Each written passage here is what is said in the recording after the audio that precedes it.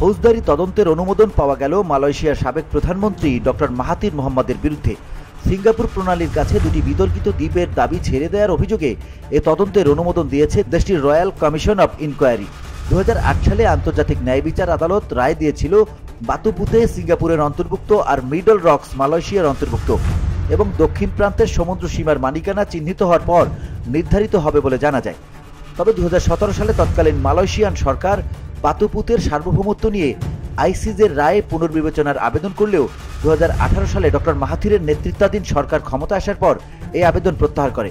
দেশটির Bernama, the Star, Malay Mail, New Straits Times সহ প্রায় সবগুলো স্থানীয় সংবাদ মাধ্যম জানিয়েছে, বৃহস্পতিবার মালয়েশিয়ার সংসদে উত্থাপিত 271 পৃষ্ঠার প্রকাশিত রিপোর্টে যে আইনি সুপারিশগুলো উল্লেখ করা হয়েছে তার মধ্যে ডক্টর মাহাথিরের বিরুদ্ধে পেনাল কোডের 415 ধারা অনুযায়ী অপরাধের জন্য তদন্ত শুরু করা যেতে পারে। পাশাপাশি 417 ও 418 ধারায় তার শাস্তি হতে পারে। তবে কমিশনের সচিবের মাধ্যমে একটি পুলিশ রিপোর্ট দায়ের করার প্রস্তাব করা হয়েছে যেন দ্রুত তদন্ত শুরু করা যায়। VOD Bangla news desk.